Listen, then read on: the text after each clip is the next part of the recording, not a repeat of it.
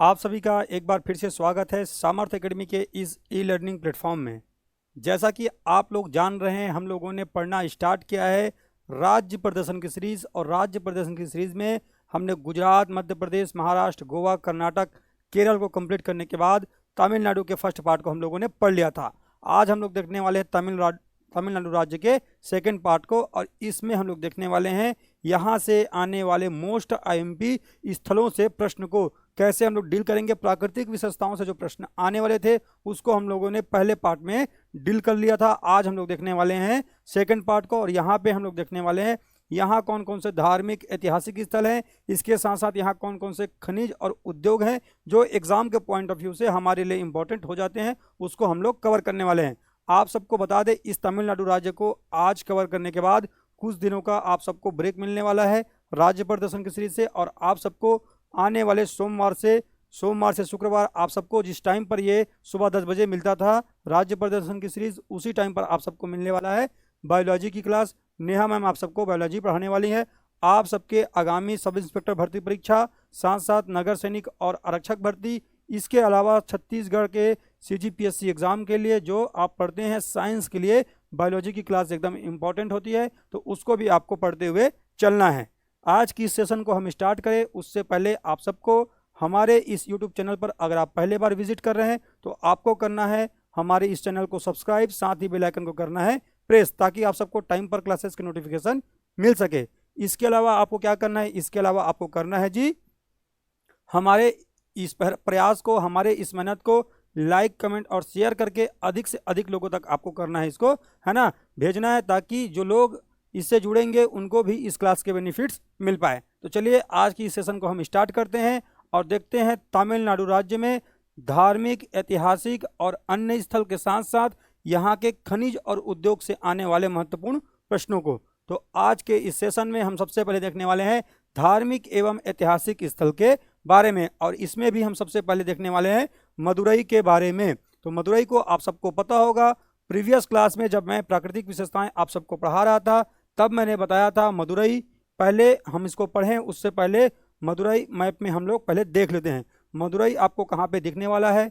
ठीक है, तो आप लोग जब इस मैप को देखेंगे तो आपको मदुरई कहाँ पे दिखने वाला है, तो मदुरई दिखने वाला है जी आप सबको,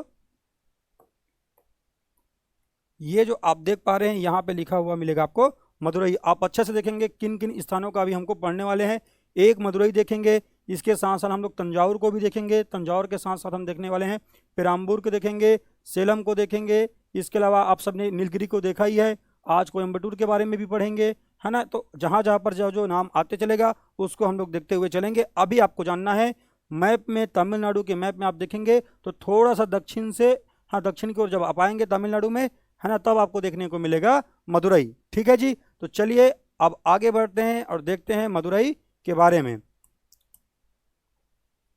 मदुरई के बारे में हमने देखा था कि मदुरई जो है किस नदी के तट पर स्थित है, आप सबने देखा होगा। तो मदुरई स्थित है वैगई नदी के तट पर, और यहीं पर स्थित है प्रसिद्ध मीनाक्षी मंदिर। आपको अच्छे से याद रखना है। और इसको कहा जाता है सिटी ऑफ फेस्टिवल। क्या कहा जाता है, सिटी ऑफ फेस्टिवल कहा जाता है, त्योहारों की नगरी कहा जाता है मदुरई शहर को, आपको याद रखना है। तो चलिए हमने क्या कहा, हमने पहले कहा जी ये किस नदी के तट पर है, वैगई नदी के तट पर है।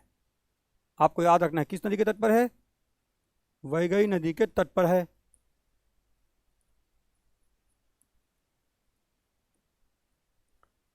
तट पर स्थित है, इस बात को आपको अच्छे से याद रखना है। किस नदी के तट पर है, वैगई नदी के तट पर स्थित है। आपसे एग्जाम में पूछा जाएगा बताइए प्रसिद्ध मीनाक्षी मंदिर किस राज्य में है, तो आपको जवाब देना है प्रसिद्ध मीनाक्षी मंदिर तमिलनाडु राज्य में स्थित है। अगर तमिलनाडु राज्य नहीं दिया रहेगा तो वहां पे लिखा होगा मदुरई, तो आपको याद रखना है मदुरई में स्थित है मीनाक्षी मंदिर। कहाँ स्थित है जी, मदुरई में स्थित है मीनाक्षी मंदिर। एकदम अच्छे से इसको क्लियर रूप से याद रखना है, मीनाक्षी मंदिर स्थित है मदुरई शहर में। ठीक है, और इसके बारे में आपको क्या याद रखना है, इसको कहा जाता है त्योहारों की नगरी। क्या कहते हैं,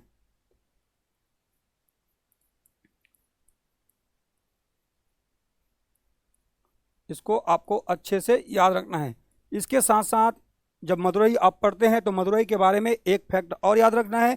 आप भारतीय इतिहास जब पढ़ेंगे तब संगम काल का इतिहास पढ़ते हैं, और संगम काल में 3 संगतियां होती हैं, 3 सम्मेलन होते हैं, उसके बारे में इतिहास में हम पढ़ते हैं। तो जो 3 संगतियां होती हैं उसमें से जो 2 होती हैं, पहला और आखिरी, पहला और तीसरा कौन से शहर में होता है, तब आपको याद रखना है। जब हम चेर, चोल और पांड्य काल का इतिहास पढ़ते हैं तब हम पढ़ते हैं संगम काल के बारे में। तो आपको याद रखना है प्रथम एवं तृतीय सम्मेलन होगा संगम काल का, प्रथम एवं तृतीय संगमकालीन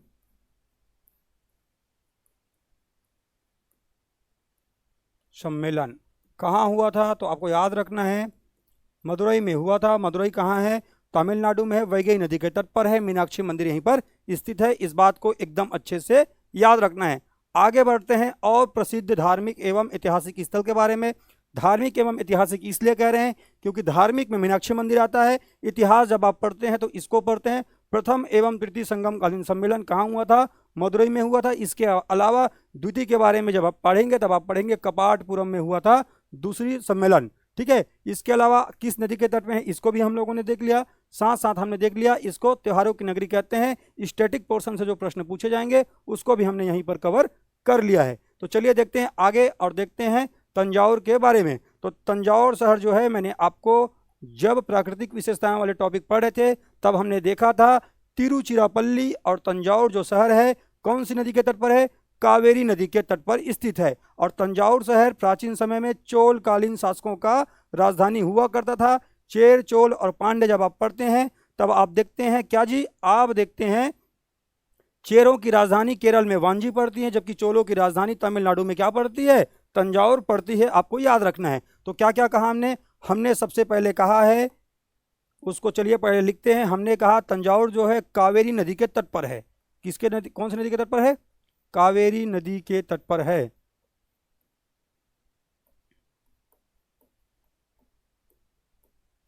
इस बात को आपको अच्छे से याद रखना है तंजावुर शहर के बारे में। इसके साथ साथ आपको याद रखना है तंजावुर शहर जो है चोलकालीन शासकों की राजधानी थी, चोलकालीन राजधानी। इस बात को अच्छे से याद रखेंगे। मेरे को लगातार जो आप प्रश्न करते हैं क्या ये पढ़ना उचित है, आप बताइए मुझे। क्या आपको यहाँ से जो आप पढ़ रहे हैं उस चीज़ को आपको इतिहास में नहीं पढ़ना पड़ेगा, क्या ऐसा कुछ है? ऐसा नहीं है। आपको जब आप पढ़ने आएंगे आपके दिमाग में अगर राज्य प्रदर्शन की ये सीरीज कंठस्थ है, आपने इसको अच्छे से पढ़ा है, तब आपका दिमाग खुद ब खुद काम करेगा कि भैया अब हम पढ़ने वाले हैं चोल काल, और जब भी चोल काल पढ़ेंगे तो हमारे सामने आने वाला है तंजावुर, क्योंकि तंजावुर किसकी राजधानी है, चोलकालीन शासकों की राजधानी है। इसीलिए हम सबसे पहले जियोग्राफी में मैप को सेट कर रहे हैं, जगहों को सेट कर रहे हैं, देन उसके बाद जब हिस्ट्री पढ़ेंगे तब हमको पढ़ने में आने वाला है मजा। तो चलिए देखते हैं आगे क्या है। कावेरी नदी के तट पर है तंजावुर शहर, चोलकालीन राजधानी है। यहाँ पर क्या हुआ था तो आपको याद रखना है तंजावुर वो शहर है जिसमें एक फेमस मंदिर है जो एग्जाम में पूछा जाता है, बृहदेश्वर मंदिर। क्या है, बृहदेश्वर मंदिर, बृहदेश्वर। इसको एग्जाम में आपको बार बार पूछा जाएगा, आपको इसको स्टार मार्क करके रखना है। बताइए प्रसिद्ध बृहदेश्वर मंदिर कहाँ स्थित है, तो आपको जवाब देना है तमिलनाडु के तंजावुर में स्थित है। इसको किसने बनवाया था तो आपको पता होना चाहिए, चोलकालीन शासक राजराज प्रथम ने इसको बनवाया था। ठीक है, आपने पोनियन सेल्वन जो मूवी देखा होगा उसमें जो मूवी आधारित है राजराज प्रथम और उसके भाई राजेंद्र प्रथम पर स्थित है ना, सॉरी अरुण मौली पर, है ना, उसको डिसाइड किया गया, आपको याद रखना है। ठीक है, बृहदेश्वर मंदिर किसने बनवाया तो आपको याद रखना है राजराज प्रथम, राजराज फर्स्ट ने बनवाया था। इस बात को आपको याद रखना है, राजराज प्रथम ने इस मंदिर का निर्माण करवाया था। एग्जाम में बार बार पूछा जाने वाला प्रश्न है, आपको अच्छे से याद रखना है। चलिए बढ़ते हैं आगे और देखते क्या है। तो आगे आप देखने वाले हैं महाबलीपुरम के बारे में। क्या देखने वाले हैं, महाबलीपुरम। महाबलीपुरम को आपको याद रखना है तमिलनाडु में स्थित एक प्रसिद्ध धार्मिक स्थल है। यहाँ पर आपको याद रखना है पल्लव वंश के शासकों से संबंधित है महाबलीपुरम। किससे संबंधित है, पल्लव वंश के शासकों से संबंधित है महाबलीपुरम। यहाँ पर आपको देखने को मिलेगा प्रसिद्ध सप्त पैगोड़ा मंदिर। क्या देखने को मिलेगा, सप्त पैगोड़ा मंदिर। तो महाबलीपुरम का प्राचीन नाम पूछा जाएगा आपको एग्जाम में, तो प्राचीन नाम याद रखेंगे, प्राचीन नाम। इसको प्राचीन समय में कहा जाता था मामल्लपुरम, क्या कहते थे? मामल्लपुरम, इसका प्राचीन नाम था मामल्लपुरम, है ना। कौन से शासकों से संबंधित है? तो आपको याद रखना है पल्लव वंश के शासकों से संबंधित है। पल्लव वंश के शासकों से संबंधित है, आपको याद रखना है। इसके साथ आपको क्या याद रखना है? इसके साथ आपको याद रखना है पल्लव वंश के शासकों से संबंधित है। प्राचीन नाम मामल्लपुरम था। यहाँ पर स्थित है सप्त पैगोड़ा मंदिर। एकदम अच्छे से याद रखेंगे, सप्त पैगोड़ा मंदिर। पैगोड़ा का मतलब होता है रथ। क्या होता है? रथ। इसीलिए एग्जाम में पूछा जाएगा रथ मंदिर, है ना। 7 रथ मंदिर कहाँ स्थित है? तब आपको याद रखना है ये स्थित है जी, कहाँ स्थित है? ये स्थित है पैगोड़ा, मतलब रथ का पहिया जो आप देखते हैं ना, इसीलिए कहते हैं सप्त पैगोड़ा। एक आप देखने वाले हैं, जब हम उड़ीसा पढ़ेंगे तो हम देखेंगे कोणार्क का सूर्य मंदिर, उसको कहा जाता है ब्लैक पैगोड़ा। क्या कहते हैं? Black pagoda. उसी प्रकार जो महाबलीपुरम स्थित है तमिलनाडु में, इसको कहा जाता है सप्त पैगोड़ा। एकदम अच्छे से याद रखेंगे। पल्लव वंश के शासकों ने इसका निर्माण करवाया था, जिसमें आप पढ़ेंगे नरसिंह वर्मन का नाम अग्रणी है। आपको अच्छे से याद रखना है, नरसिंह वर्मन प्रथम का नाम आता है ना। किसमें? सप्त पैगोड़ा मंदिर में। आपको अच्छे से याद रखना है। लेकिन क्या याद रखना है आपको? इसके अलावा महाबलीपुरम में स्थित है सोर टेम्पल। क्या स्थित है? सोर मंदिर कहाँ है? आपको पूछा जाएगा। तो सोर टेम्पल भी स्थित है कहाँ? महाबलीपुरम में। इतनी बातें आपको याद रखनी है। इसके साथ साथ आप नीचे देख पा रहे होंगे डिंडीगुल। क्या देख पा रहे हैं? डिंडीगुल। तो आपको याद रखना है ये जो डिंडीगुल आप देख पा रहे हैं, इस डिंडीगुल के बारे में आपको केवल एक लाइन याद रखना है। इस डिंडीगुल में हैदर अली, जो कि टीपू सुल्तान के पिता थे, उन्होंने क्या करवाया था? शस्त्रागार का निर्माण करवाया था। ठीक है, आपको याद रखना है डिंडीगुल। ठीक है, देखते हैं चलिए। हैदर अली,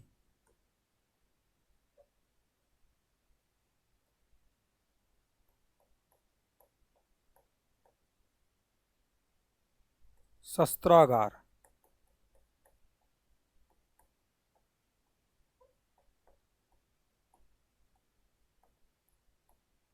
शस्त्रागार का निर्माण करवाया गया था, आपको याद रखना है, हैदर अली के द्वारा। अच्छे से याद रखेंगे। चलिए बढ़ते हैं आगे और देखते क्या है।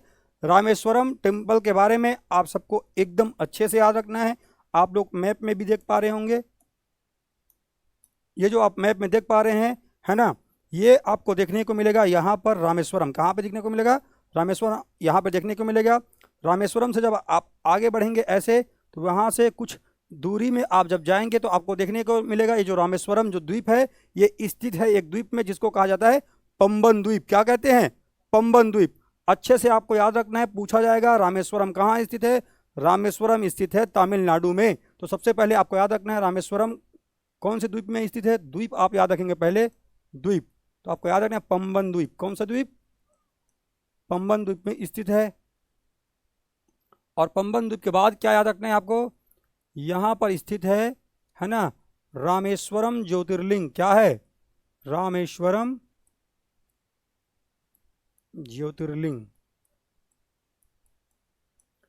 और आप सबको पता होगा हमारे यहाँ भारत में कुल 12 ज्योतिर्लिंग है, उनमें से एक है ना रामेश्वरम ज्योतिर्लिंग। तो 12 ज्योतिर्लिंगों में से एक है भैया, आपको अच्छे से याद रखना है। अभी तक हम लोगों ने कितना पढ़ लिया आपको कमेंट बॉक्स में कमेंट करके बताना है। ठीक है, अच्छे से याद रखेंगे। 12 ज्योतिर्लिंगों में से एक है रामेश्वरम ज्योतिर्लिंग। आप सबने रामायण पढ़ा होगा, सुना होगा, देखा होगा आपने, है ना। रामानंद सागर जी का धन्यवाद है कि उन्होंने टीवी में, है ना, रामायण की इतनी बेहतरीन सीरीज हम सबके लिए सामने लाया था। कोरोना में तो सबने बैठ के देखा ही है, तो आपको पता होना चाहिए ये वही स्थान है जब प्रभु श्री राम, है ना, माता सीता को लेने के लिए जाते हैं लंका, मतलब वर्तमान के श्रीलंका में। तब जो शिवजी बनाते हैं समुद्र के किनारे और जिनकी पूजा करने के बाद आगे राम सेतु का निर्माण करते हैं, ये वही स्थान है रामेश्वरम। इसीलिए आपको याद रखना है ये रामायण कालीन स्थल भी है, अच्छे से आपको याद रखना है। इसी के आगे आप कुछ दूर जब जाएंगे तो आपको देखने को मिलेगा धनुष कुंडी। क्या मिलेगा? धनुष कुंडी। धनुष कुंडी आपको देखने को मिलने वाला है, अच्छे से आप याद रखेंगे। धनुष कुंडी वह स्थान है जहां से आपको, है ना, बंगाल की खाड़ी और मन्नार की खाड़ी दोनों का जल एक जगह मिलता हुआ प्रतीत होता है। आपको अच्छे से याद रखना है धनुष कुंडी कहाँ है। धनुष कुंडी रामेश्वरम से थोड़ी दूर आगे जाने पर है ना मिलने वाला स्थान है। यहाँ पर बंगाल की खाड़ी और मन्नार की खाड़ी एक दूसरे से मिलती हुई प्रतीत होती है, आपको याद रखना है। इसी को क्या कहते हैं? इसी को कहा जाता है एडम ब्रिज। क्या कहते हैं? Adam bridge. अच्छे से याद रखेंगे। और धनुष कुंडी से ही कहा जाता है।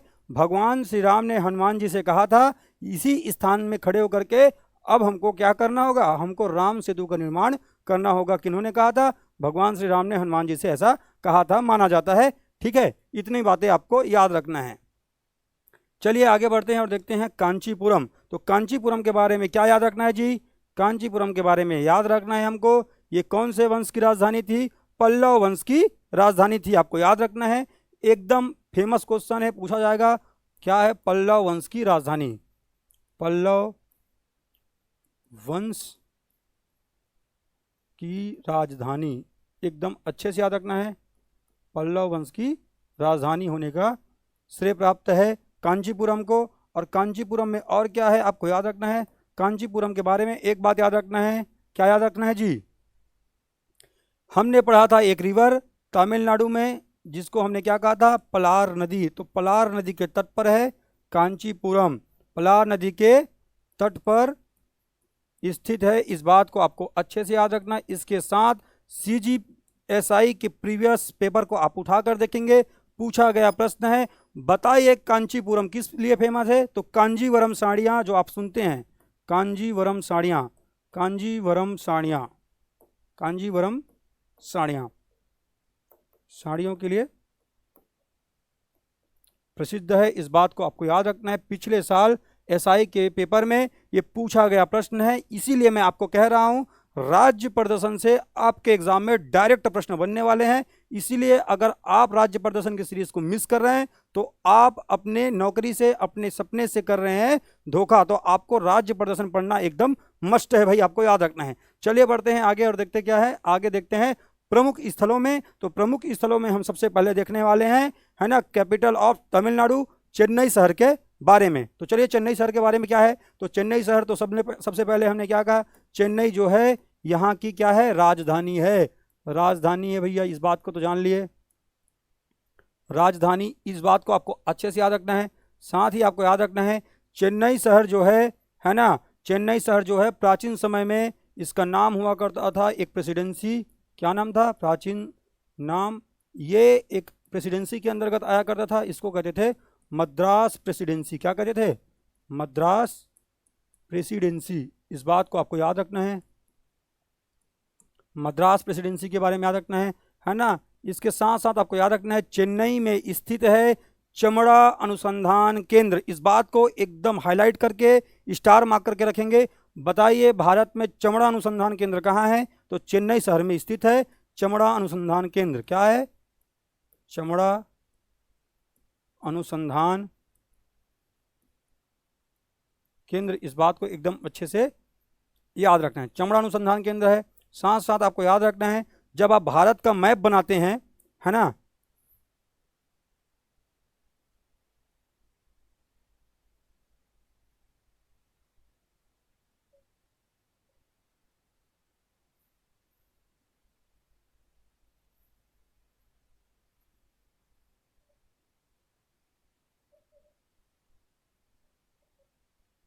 ऐसे जब आप मैप बनाते हैं तो आप भारत में देखते हैं 4 महानगरों के बारे में। क्या देखते हैं आप? 4 महानगरों के बारे में देखते हैं। एक आपको देखने को मिलता है उत्तर में, जिसको आप हमारे यहाँ के कैपिटल के रूप में जानते हैं। क्या जानते हैं? ये है दिल्ली। क्या है? दिल्ली। इसके अलावा जब आप ईस्ट में जाते हैं तो वेस्ट बंगाल में आप देखते हैं इस स्थान को आप कहते हैं कोलकाता। क्या कहते हैं? कोलकाता। और वहीं पर जब आप, है ना, इधर वेस्ट में आते हैं तो आप एक महानगर को देखते हैं जिसको हम लोगों ने महाराष्ट्र में पढ़ा था, उसका नाम है मुंबई। 7 टापुओं का शहर, है ना, सॉल्सेट द्वीप में स्थित है ना। गेराल्ड आंग्यार ने जिसकी स्थापना किया था, गठन किया था। और एक आज आप पढ़ रहे हैं जिसको आप कह रहे हैं चेन्नई। क्या कह रहे हैं? चेन्नई। इन 4 महानगरों में से एक महानगर क्या है? एक महानगर है चेन्नई। ये चारों को भारत में मेगा सिटी कहा जाता है, महानगर कहा जाता है, मेट्रो सिटी कहा जाता है। इस बात को आपको याद रखना है। ठीक है, तो क्या कहा मैंने? 4 महानगरों में से एक, 4 महानगरों में से एक।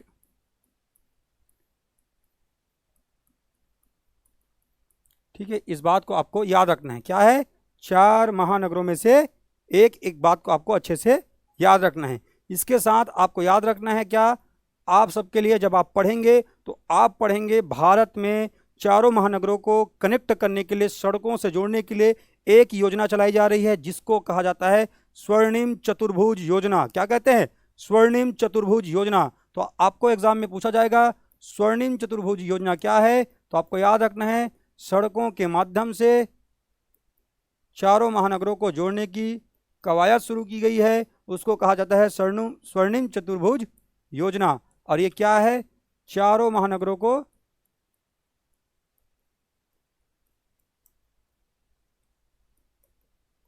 जोड़ने की योजना है भैया, इस बात को आपको याद रखना है। ठीक है, तो याद रखना है स्वर्णिम चतुर्भुज योजना में भी शामिल है चेन्नई, कोलकाता, दिल्ली और मुंबई। इसके अलावा जब आप पढ़ेंगे तब आप देखने वाले हैं मद्रास के बारे में, है ना। क्या देखने वाले हैं? मद्रास के बारे में। कहीं आगे लिखा हुआ है क्या जी मद्रास अलग से?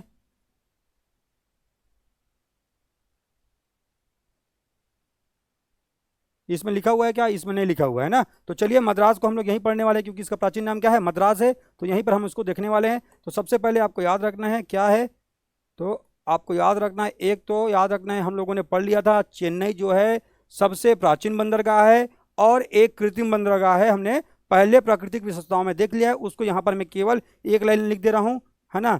चेन्नई बंदरगाह, बंदरगाह। और चेन्नई सुपर किंग के फैंस के लिए, है ना, आप सबको पता होगा, सीएसके वालों के लिए, है ना, मंदिर के रूप में जाना जाने वाला ग्राउंड है। क्या है? चेपक स्टेडियम। क्या है? चेपक अंतर्राष्ट्रीय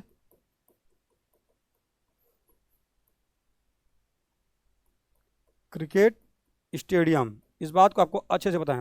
अब आप सबको मैंने जब पढ़ाया था कर्नाटक, तब आपको मैंने बताया था क्या, आप सबको मैंने बताया था, है ना, 4 आंग्ल मैसूर युद्ध हुए हैं, जिसमें से मुझसे क्या हुआ था, मुझसे एक चूक हो गया था। एक स्टूडेंट ने मुझको मैसेज किया और बताया कि सर आपने वहाँ पर 17 की जगह 19 लिख दिया है। तो आप अगर हमारे साथ जुड़े हुए हैं तो आज आपको मैं यहाँ पर अपडेट करवा दे रहा हूँ, उसको आपको यहाँ पर करना है अपडेट। क्या करना है? तो चलिए देखते हैं हम लोग।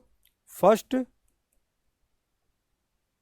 सेकेंड, थर्ड एंड फोर्थ, है ना, ये चारों आंग्ल मैसूर युद्ध के बारे में हम लोग देखने वाले हैं। सबसे पहले जो हुआ था वो हुआ था 1767 से 69। ये पूरा डेट सही था ना? ये पूरा डेट सही था। मैंने यहाँ पर केवल क्या लिख दिया था? मैंने लिख दिया था यहाँ पर 19, उसी को यहाँ पर अपडेट कर रहे हैं। मैंने वहाँ पर बताया था यहाँ पर 2 साल का गैप है, फिर हमको करना है 4 साल का गैप, 80 से 84 ऐसा करते हैं। उसके बाद हम लोग जाते हैं 1790 से लेकर के 92, फिर 2 साल, 2 साल, 4 साल, 2 साल। उसके बाद डायरेक्ट याद क्या रखते हैं हम लोग? 1799। ये 4 आंग्ल मैसूर युद्ध का आने वाले एग्जाम में आपसे पूछा जाएगा ना। आंग्ल मैसूर युद्ध ये इतिहास में सबसे आईएमपी प्रश्नों में से एक है, तो आपको याद रखना 4 आंग्ल मैसूर युद्ध। ये जो हुआ था मैसूर साम्राज्य में हैदर अली और टीपू सुल्तान के साथ, है ना, किसके विपक्ष में हुआ था? तो इनके विरोध में थे ब्रिटिशर्स। आपको याद रखना है अंग्रेजों के साथ ये हुआ था। समय समय पर मैं आपको कौन कौन आए उसको बताऊंगा। आज यहाँ पर जो बताने वाले हैं, यहाँ से जो प्रश्न बन रहा है उसको तो आपको याद रखना है। पहला जो आंग्ल मैसूर युद्ध हो रहा है, इसमें किसके किसके बीच में हो रहा है? हैदर अली इसमें पार्टिसिपेट कर रहा है और हैदर अली इसमें जीतेगा। ठीक है, और अंग्रेजों के साथ एक संधि होगी, उसको कहा जाता है मद्रास की संधि। क्या कहते हैं? मद्रास की संधि। इस बात को याद रखेंगे। और ये मद्रास प्राचीन समय में चेन्नई का ही एक नाम था, आपको याद रखना है। मद्रास प्रेसिडेंसी मैंने बताया। तो मद्रास की संधि, हैदर अली इसमें विजित होगा, अंग्रेज इसमें पराजित होंगे। प्रथम आंग्ल मैसूर युद्ध। इसके बाद आपको देखना है दूसरे बार, तो हैदर अली इसमें क्या हो जाएगा? हैदर अली इसमें हो जाएगा जी पराजित और इसकी मृत्यु हो जाएगी। आपको याद रखना यहाँ पे ये मृत्यु हो जाएगा। तो टीपू सुल्तान को बुलाया जाएगा और टीपू सुल्तान के साथ अंग्रेज क्या करेंगे? अंग्रेज करेंगे एक संधि जिसको कहा जाता है मंगलौर की संधि। क्या कहते हैं? मंगलौर की संधि। इसके बाद आपको पता होगा तृतीय आंग्ल मैसूर युद्ध। इसमें टीपू सुल्तान क्या होता है? टीपू सुल्तान पराजित होता है और टीपू सुल्तान जब पराजित हो जाता है तब इसके आधे राज्य को कौन ले लेते हैं? आधे राज्य को अंग्रेज ले लेते हैं। टीपू सुल्तान पराजित होगा इसमें। टीपू सुल्तान, देखिए हैदर अली मर गया, यहाँ पर टीपू सुल्तान के साथ में अंग्रेज एक संधि कर रहे हैं जिसको कहते हैं क्या, मंगलौर की संधि। दूसरे वाले में, तीसरे वाले में टीपू सुल्तान पराजित हो जाएगा, अभी मरा नहीं है ना, पराजित हो जा रहा है। इसके साथ जो संधि करते हैं उसको कहते हैं श्रीरंगपट्टनम की संधि, पट्टनम की संधि। इसको हमने कर्नाटक में देखा था, आप सबको पता होगा श्रीरंगपट्टनम शहर कहाँ है, कर्नाटक में स्थित है। मद्रास आपको पता है कहाँ स्थित है, अभी आपके तमिलनाडु में स्थित है, आपको पता होगा। 1799 में टीपू सुल्तान की क्या हो जाएगी, टीपू सुल्तान की हो जाएगी जी मृत्यु। इसके बाद में मैसूर को है ना फिर से अंग्रेजों के द्वारा संचालित किया जाएगा, उसको हम लोग इतिहास में पढ़ेंगे। तो ये 4 बातें आपको मैंने यहाँ पर अपडेट करवा दिया है। वहाँ पर जो ये 19 लिखा गया है पहले का 2 अक्षर, उसको वहाँ से आप अपडेट कर सकते थे, लेकिन मैंने उस पोर्शन को हटा दिया है ताकि आप सबको कन्फ्यूज़न ना हो, आप यहीं से उसको अपडेट कर सकते हैं। ठीक है, वहाँ से आप वीडियो में जाकर देखेंगे तो आपको वो नहीं मिलने वाला। मैं चाहता हूँ कि स्टूडेंट क्या है आने वाले समय में कोई भी भ्रमित ना हो। ठीक है, चलिए बढ़ते हैं आगे और देखते क्या है, देखते हैं शिवकाशी के बारे में। तो शिवकाशी का है चाहे शिवाकाशी का है, आपको अच्छे से याद रखना है, ये तमिलनाडु में स्थित बारूद, माचिस और क्या विस्फोटक पदार्थ बनाने के लिए फेमस है। क्या क्या के लिए जी, माचिस, माचिस उद्योग है, बारूद है और क्या है,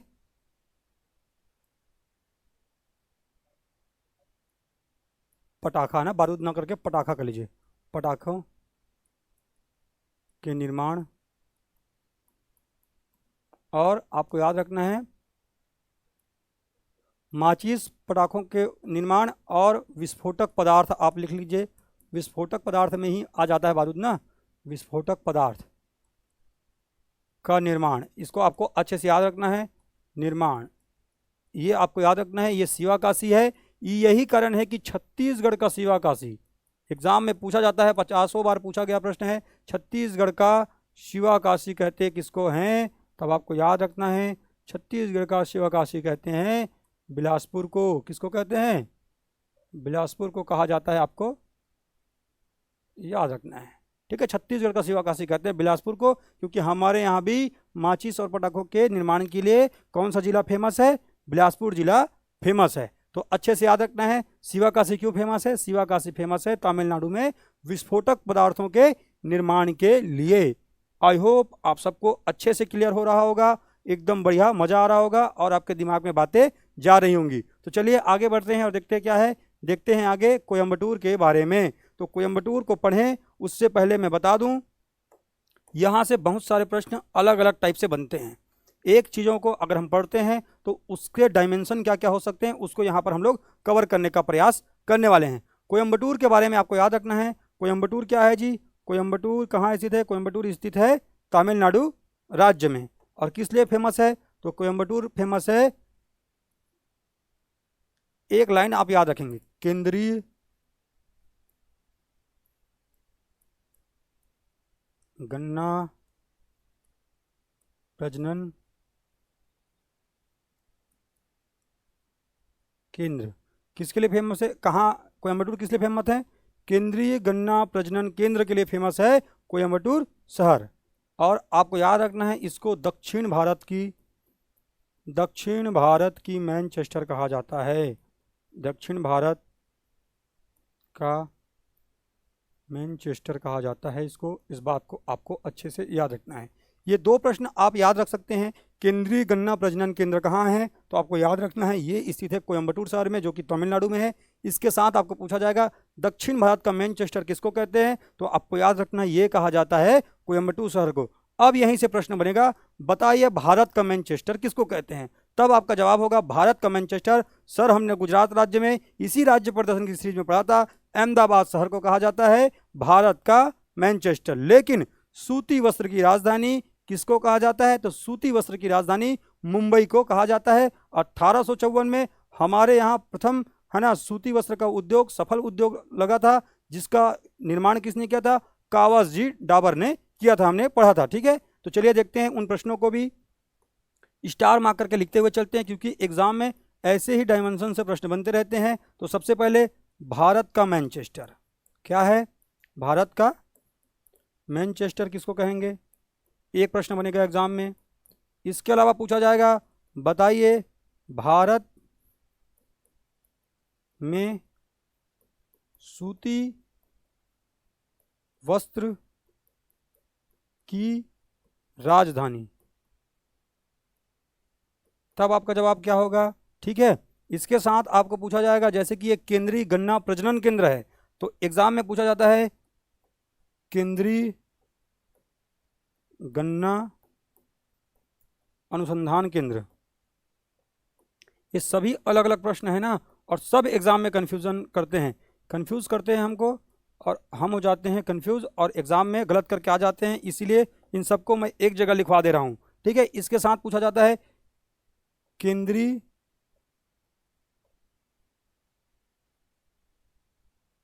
चीनी, या इसी को पूछा जाएगा शक्कर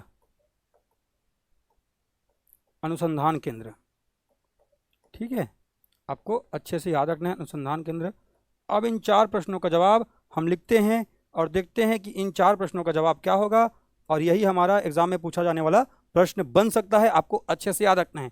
भारत का मैनचेस्टर हमने गुजरात राज्य जब पढ़ा तब हमने देखा था, कहा जाता है किसको, अहमदाबाद शहर को, और अहमदाबाद शहर को मैंने बताया था किस नदी के तट पर, तो आपको उसको कमेंट बॉक्स में कमेंट करके बताना है अहमदाबाद शहर किस नदी के तट पर स्थित है। ठीक है, ये अच्छे से नहीं दिख रहा है क्या, इसको अलग पेन में लिख लेते हैं यार।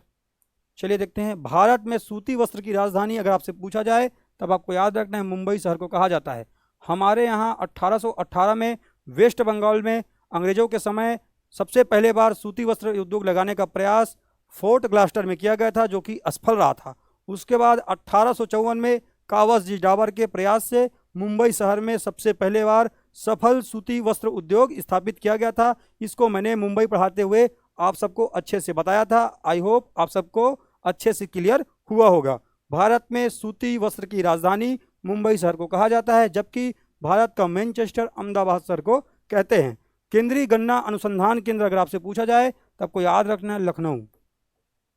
लखनऊ उत्तर प्रदेश में स्थित है केंद्रीय गन्ना अनुसंधान केंद्र, और यहीं से क्या होता है एग्जाम में, अगर हम किसी एक को पढ़ लेते हैं, जैसे कि केंद्रीय गन्ना प्रजनन केंद्र, कई पुस्तकों में इस प्रजनन केंद्र को लिख दिया गया है अनुसंधान केंद्र, और बच्चे कंफ्यूज हो जाते हैं और उनको लगता है कि हमने सही पढ़ा है और गलत मार करके एग्जाम में आ जाते हैं। दोनों अलग बातें हैं। केंद्रीय गन्ना अनुसंधान केंद्र पूछा जाए तब आपको याद रखना है लखनऊ, लेकिन केंद्रीय गन्ना प्रजनन केंद्र पूछा जाए तब आपका जवाब होगा कोयम्बटूर तमिलनाडु। आगे देखते हैं केंद्रीय चीनी या शक्कर अनुसंधान केंद्र, तो आपको कैसे याद रखना है, चीनी है ना, तो शक्कर अनुसंधान केंद्र तो चीनी से याद रखेंगे है ना, चीनी से चाइना वाले को याद रखेंगे, और उनका आपको कान पकड़ना है। क्या पकड़ना है, कान पकड़ना है, क्योंकि बदमाश है बहुत ज़्यादा है ना, लगातार भारत की सीमा में आने का प्रयास करते रहते हैं, तो चीनी अनुसंधान केंद्र कहा जाएगा। तो इसका जवाब हो जाएगा कानपुर उत्तर प्रदेश। क्या हो जाएगा, कानपुर उत्तर प्रदेश। अच्छे से याद रखेंगे। ठीक है, चलिए बढ़ते हैं आगे। आई होप ये स्लाइड को आप एकदम अच्छे से अपने नोट्स में एक जगह ऐसे ही लिखेंगे, एग्जाम में यहीं से प्रश्न बनेगा। आप अगर सब इंस्पेक्टर भर्ती परीक्षा, नगर सैनिक और आरक्षक भर्ती जैसे परीक्षाओं की तैयारी कर रहे हैं तो आपको इससे ज़्यादा ऊपर लेवल नहीं पूछा जाएगा, और जो पूछा जा सकता है मैं आपके लिए एक जगह लाने का प्रयास लगातार कर रहा हूं। चलिए आगे बढ़ते हैं और देखते क्या है, देखते हैं उद्योग तथा खनिज संसाधन के बारे में, जो कि तमिलनाडु राज्य में स्थित है। और सबसे पहले हम लोग देखने वाले हैं यहाँ के प्रसिद्ध शहर जिसको आप कहते हैं नवेली। क्या कहते हैं, नवेली। अभी हम लोग देखते हैं नवेली के बारे में। तो नवेली कहाँ है, तो नवेली तमिलनाडु राज्य में स्थित है। और किस लिए फेमस है, तो आपको याद रखना है नवेली फेमस है लिग्नाइट के लिए। किसके लिए, लिग्नाइट। और ये है क्या, तो आपको याद रखना है लिग्नाइट कोयला। ये कोयला का एक प्रकार है। भारत में कोयले को कार्बन की मात्रा के अनुसार 4 भागों में डिवाइड किया जाता है। कितने भागों में, 4 भागों में। तो आपको याद रखना है वो 4 भागों से भी एग्जाम में प्रश्न पूछा गया है। कई बार क्या होता है, कोयले के टाइप के साथ लोहे के टाइप को मिला दिया जाता है, और बताइए निम्नलिखित में से पृथक कौन है, ऐसा प्रश्न भी एग्जाम में बनता है। तब आप क्या बताएंगे, तब आपको याद रखना है कोयले के कार्बन की मात्रा के अनुसार, किसके अनुसार, कार्बन की मात्रा के बेस पर, मात्रा के अनुसार विभाजन किया गया है, जिसमें सबसे पहले पूछा जाता है एंथ्रेसाइड। क्या पूछते हैं, एंथ्रेसाइड। एंथ्रेसाइट को आपको याद रखना है, ये सबसे उच्चतम किस्म का कोयला है। इसके अलावा आपको याद रखना है बिटुमिनस, क्या है, बिटुमिनस, जो कि आपको याद रखना है सेकंड नंबर का है ना, सेकंड बेस्ट कोयला है भारत में कार्बन की मात्रा के अनुसार, और यही छत्तीसगढ़ में पाया जाता है। ज़्यादातर पूरे भारत में जो कोयला पाया जाता है वो बिटुमिनस प्रकार का है। एंथ्रेसाइट जो कोयला है इसको जम्मू कश्मीर के रियासी जिले में हम लोग देखने वाले हैं जब हम लोग जम्मू कश्मीर को पढ़ेंगे। बिटुमिनस पूरे भारत में सबसे ज़्यादा पाया जाने वाला कोयला है। अगर एग्जाम में पूछा जाए तो आपको याद रखना है सबसे ज़्यादा भारत में कौन सा कोयला पाया जाता है, बिटुमिनस प्रकार का कोयला पाया जाता है, जो कि सेकेंड ग्रेड का कोयला है। और छत्तीसगढ़ में भी कौन सा कोयला मिलता है, बिटुमिनस टाइप का कोयला मिलता है। इसके अलावा आपको याद रखना है बिटुमिनस, एंथ्रेसाइट, उसके बाद में क्या मिलता है जी, एंथ्रेसाइट, बिटुमिनस और लिग्नाइट, जो आप लोग देख पा रहे हैं लिग्नाइट, और ये होता है थर्ड ग्रेड का कोयला, और जो भारत में तमिलनाडु राज्य के नवेली शहर में मिलता है। इस बात को एकदम अच्छे से याद रखेंगे और इस नवेली को एकदम गांठ बांध के याद रखेंगे। इसके अलावा भारत में कहीं पर भी आपको लिग्नाइट कोयला की बात आए तो सबसे पहले आपके दिमाग सीधा पहुंचना चाहिए तमिलनाडु के नवेली में। ठीक है, एग्जाम में एक बार पूछा गया है ना, यूपी पीएससी का एक प्रश्न पूछा गया है, बताइए भारत में कहाँ थर्ड ग्रेड का कोयला मिलता है। उसने ऐसे प्रश्न को घुमाकर पूछ लिया है, न तो लिग्नाइट दिया हुआ था न ही नवेली, उसने तमिलनाडु राज्य ऐसे लिख दिया था। तो आपका दिमाग तुरंत पहुंचना चाहिए। ठीक है, लिग्नाइट कोयला, नवेली शहर, तमिलनाडु। और चौथा होता है पीट, और ये सबसे निम्न किस्म का कोयला होता है, इसको आपको याद रखना है। ठीक है, तो कार्बन की मात्रा के अनुसार 4 कोयला, लेकिन लिग्नाइट की बात करेगा तो नवेली शहर, तमिलनाडु। ठीक है, चलिए बढ़ते हैं आगे और देखते हैं पेराम्बूर के बारे में। तो पेराम्बूर के बारे में आपको याद रखना है, पेराम्बूर जो है तमिलनाडु में स्थित वह शहर है जहां पर भारत का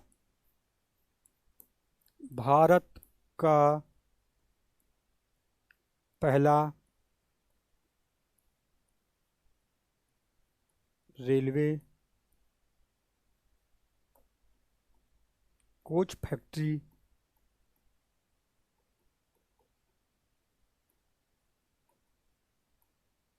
स्थित है। इस बात को आपको याद रखना है।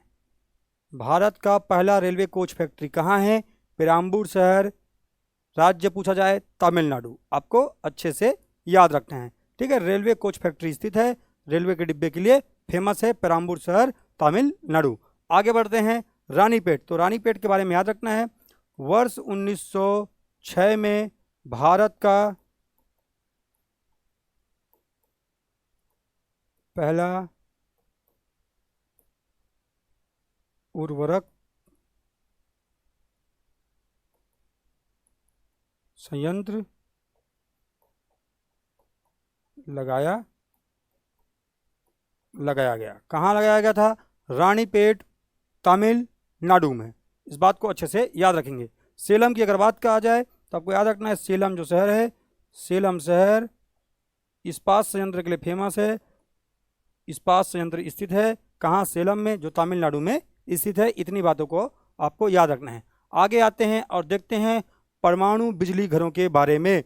मैंने अभी तक कुछ राज्यों में परमाणु बिजली घर आपको बताना भूल गया था, आज उन सबको एक जगह देखने वाले हैं। तो उसके लिए मैं आप सबको पहले मैप में अच्छे से उसको डिस्क्राइब करने वाला हूं। चलिए, आज पूरे भारत में जितने एग्जाम में पूछे जा सकते हैं परमाणु बिजली घर, उसको एक ही जगह नोट करने का प्रयास करते हैं। आप सबके लिए ये एग्जाम में पूछा जाने वाला प्रश्न है, इसलिए मैं इसको एकदम डिटेल कर रहा हूं, है ना।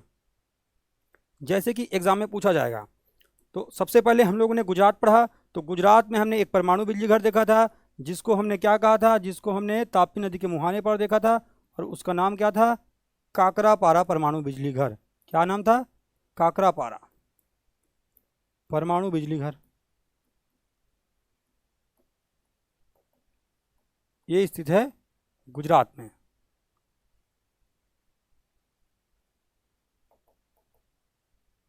ठीक है, ताप्ती नदी के मुहाने पर काकरापारा कहाँ है अगर पूछा जाए तो गुजरात शहर में स्थित है।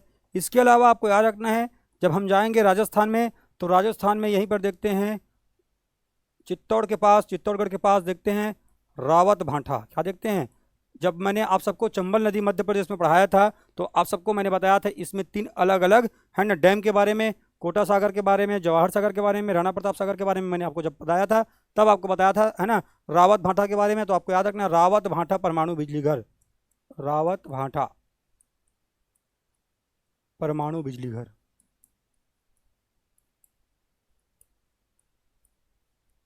कहाँ स्थित है? ये स्थित है जी राजस्थान शहर में, आपको अच्छे से याद रखना है। राजस्थान में स्थित है, इसको अच्छे से याद रखना है। इसके साथ आपको इसी के बगल में जाना है, मध्य प्रदेश के ऊपर, है ना, और राजस्थान के पूर्व की ओर। तो आपको मिलेगा एक शहर जिसको बोलते हैं उत्तरपुर, और उत्तरपुर में, उत्तर प्रदेश में एक जगह है, उत्तरपुर नहीं ना, उत्तर प्रदेश, उत्तर प्रदेश में एक जगह है जिसको कहते हैं बुलंदशहर। क्या कहते हैं?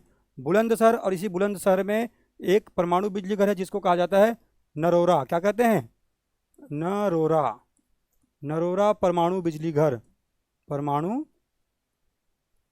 बिजली घर। कहाँ है? उत्तर प्रदेश के बुलंदशहर में स्थित है। अलग से इसको मैं सेपरेट करवाऊंगा, पढ़ाऊंगा, लेकिन यहीं पर जब वो बातें आ गई है तो उसको यहीं पर हम लोग कंप्लीट करते हुए चल रहे हैं। आगे देखते हैं, आगे क्या देखेंगे? आगे देखते हैं जी हम लोग अन्य परमाणु बिजली घरों के बारे में। तो नरोरा उत्तर प्रदेश में, रावत भाटा राजस्थान में, काकरापारा गुजरात में। आगे अब जब जाएंगे तो हम लोगों ने कर्नाटक में इसको पढ़ना छोड़ दिया था, है ना, भूल गए थे इसके बारे में।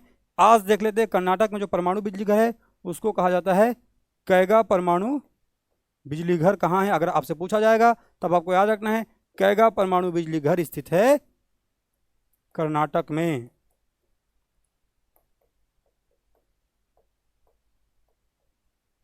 ठीक है, ये है कर्नाटक में, इसको आपको अच्छे से याद रखना है। इसके साथ साथ आपको क्या याद रखना है? इसके साथ साथ आपको याद रखना है ना, ये है महाराष्ट्र शहर, और महाराष्ट्र में भारत का सबसे पहला परमाणु बिजली घर स्थित है, या परमाणु विद्युत गृह स्थित है, जिसको आप क्या कहते हैं? जिसको आप कहते हैं तारापुर। क्या कहते हैं? तारापुर। तो तारापुर कहाँ स्थित है? तारापुर स्थित है महाराष्ट्र में, और ये फर्स्ट है, आपको याद रखना है, फर्स्ट है। इसकी विशेषता बॉइलिंग वाटर पद्धति पर स्थित है, अमेरिका के सहयोग से बनाया गया है। इसको मैंने आप सबको पढ़ाया हुआ है। रावत भाटा, नरोरा, काकरापारा, तारापुर, कैगा। इसके साथ साथ आज हम पढ़ने वाले हैं तमिलनाडु में दो, और एक को कहा जाता है कल्पक्कम और एक को कहा जाता है कुडनकुलम। क्या कहते हैं? कुडनकुलम। तो चलिए लिखते हैं कल्पक्कम और कुडनकुलम के बारे में। तो कल्पक्कम, एक है कल्पक्कम और एक है कुडनकुलम।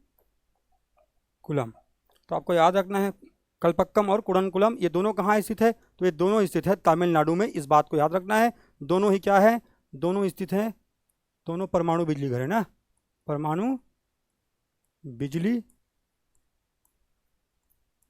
घर। इंदिरा गांधी, इंदिरा गांधी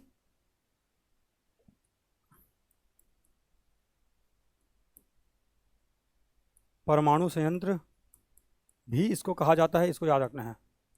अगर आपसे पूछा जाएगा इंदिरा गांधी परमाणु संयंत्र कहाँ है, तो आपको याद रखना है कल्पक्कम को ही क्या कहा जाता है? इंदिरा गांधी परमाणु संयंत्र कहा जाता है, आपको याद रखना है। कुडनकुलम अगर आपसे पूछा जाए तो आपको याद रखना है, ये जो कुडनकुलम है ना, ये कहाँ स्थित है? तो ये तमिलनाडु राज्य में स्थित है, और ये भारत का सबसे बड़ा परमाणु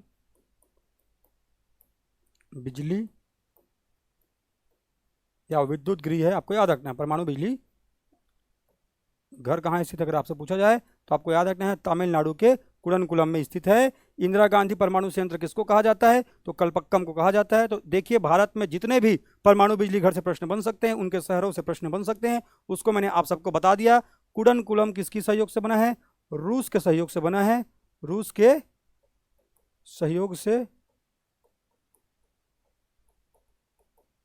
बना है, इस बात को आपको याद रखना है। ठीक है, इसके अलावा सबके बारे में मैं एक सेपरेट वीडियो बनाऊंगा। आई होप आप सबको यहाँ पर पूरी चीज़ें अच्छे से क्लियर हुई होंगी। चलिए बढ़ते हैं आगे। ये तारापुर दिख रहा है ना कि चमक रहा है, इसको याद रखेंगे, तारापुर लिखा हुआ है। इसको डार्क में लिख दूं क्या? चलिए इसको एक बार डार्क में लिख देता हूँ ना।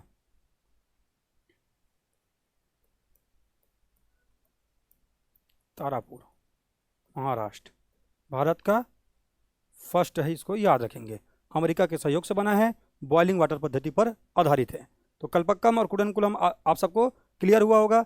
आगे बढ़ते हैं और देखते हैं अन्य महत्वपूर्ण तथ्यों के बारे में। तो आप सबको मैं भारत के मैप को थोड़ा सा बड़ा करके बताना चाहूँगा। एग्ज़ाम में हम जब अक्षांशीय एवं देशांतर विस्तार पढ़ते हैं तब इसके बारे में पढ़ते हैं, लेकिन चूंकि यहीं पर आ गया यह बात तो मैं यहाँ पे आप सबको क्लियर करने वाला हूँ।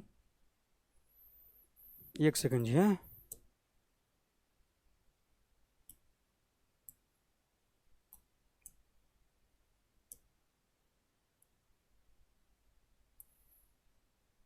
ऐसा, चलिए देखते हैं। तो आप सबको पता होगा, एक होता है इंदिरा पॉइंट, एक होता है इंदिरा कॉल, एक होता है किबुथु और एक होता है गुहार मोती। ये चार भारत के, है ना, क्या है जी, ये चार भारत के ऐसे स्थान हैं जिससे एग्जाम में प्रश्न बनते रहते हैं। कौन सबसे नॉर्थ बिंदु है, कौन सबसे साउथ पॉइंट है, कौन ईस्ट पॉइंट है और कौन वेस्ट पॉइंट है, एग्जाम में बनते रहता है। तो इसके बारे में आज हम लोग क्लियर करते हैं। सबसे नॉर्थ पॉइंट जो आपको जम्मू कश्मीर में देखने को मिलता है, जिसको आप क्या कहते हैं, जिसको आप कहते हैं इंदिरा कॉल। क्या कहते हैं? इंदिरा कॉल कहते हैं, ठीक है। इसके साथ साथ आप क्या कहते हैं, इसके साथ साथ आप कहते हैं जी, ये सबसे पूर्वी बिंदु है जिसको नेफा वाले क्षेत्र अर्थात अरुणाचल प्रदेश में आप देखते हैं। कहाँ है ये? जम्मू एंड कश्मीर में देखते हैं। जबकि इसको कहाँ देखते हैं? इसको आप देखते हैं, किबुथु को देखते हैं आप अरुणाचल प्रदेश में। ये सबसे पूर्वी बिंदु है। जबकि आप सबसे पश्चिमी बिंदु को यहाँ पे देखते हैं गुजरात में। इसको क्या कहते हैं? गुहार मोती या मोता, ठीक है। गुहार मोता भी कह देते हैं, गुहार मोती भी कह देते हैं। कई पुस्तकों में तो यहाँ पर इसको सरक्रिक रेखा है इसलिए सरक्रिक भी कह देते हैं, लेकिन आपको याद रखना है गुहार मोती, है ना। इसको बल्कि किबुथु को लिखा हुआ मिलेगा आपको कहीं कहीं पर वलांगू। क्या देखो मिलेगा? वलांगू। वलांगू अगर देखने को मिले तब भी आपको याद रखना है वलांगू कहे चाहे कहे किबुथु, दोनों एक ही बात है, ठीक है।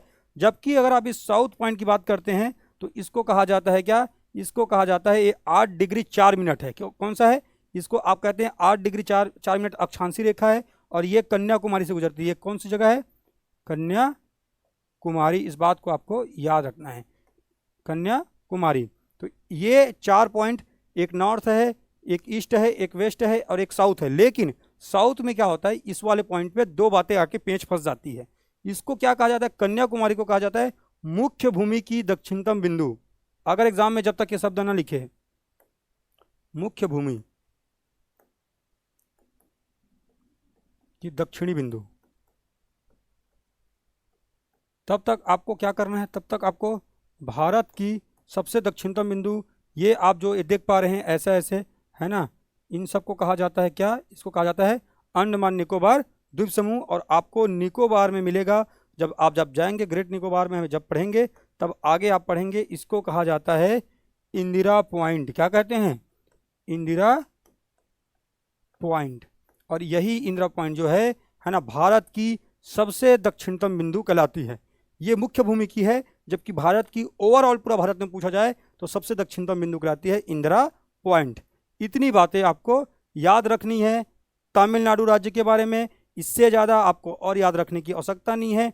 कुछ एक प्रश्न को मैंने पिछले बार भी डिस्क्राइब किया था, आज भी और बता रहा हूँ, है ना, क्योंकि उससे एग्जाम में प्रश्न बनते हैं, इसलिए मैं लगातार कुछ चीज़ों को आपको बताते हुए चलता हूँ।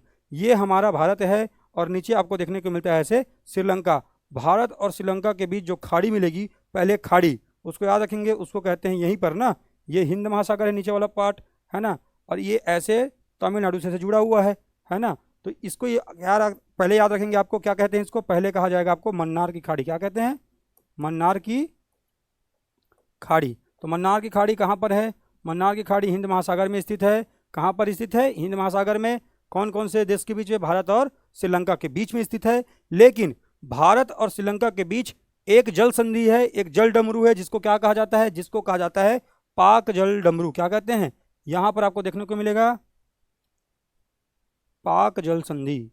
मैं पिछले क्लास में मैंने बताया था लास्ट में, आप अगर लास्ट तक क्लास देखते हैं तो आपको समझ में आएगा। पाक जल संधि आपसे पूछेगा एग्जामिनर, तो आपको याद रखना है ये भारत और श्रीलंका के बीच में है, ना कि भारत और पाकिस्तान के बीच। पाक सुन करके पाकिस्तान नहीं लगा देना है, वरना आप सब पार हो जाएंगे, ठीक है। तो चलो, ये आज के इस क्लास को यहीं पर करते हैं एंड। अगर हमारा प्रयास आपको अच्छा लग रहा है, आपके आने वाले आगामी CGPSC प्री के फाउंडेशन बैच के लिए, इसके साथ साथ आपके लिए है ना, मैं बता रहा हूं लगातार छत्तीसगढ़ सब इंस्पेक्टर CGSI है ना, नगर सैनिक,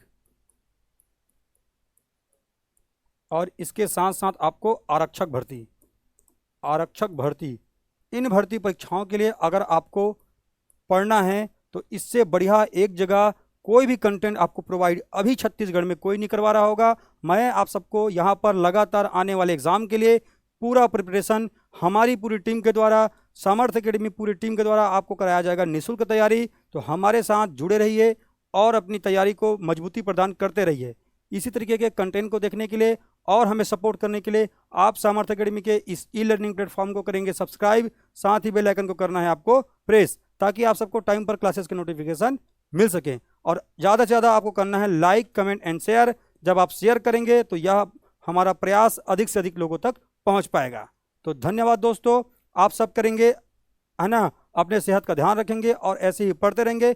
मिलते हैं हम लोग है ना आने वाले सोमवार की क्लास में, और सोमवार से हम लोग देखने वाले बायोलॉजी की क्लास को, सोमवार से शुक्रवार सुबह 10 बजे। तो जय हिंद, जय भारत, जय छत्तीसगढ़।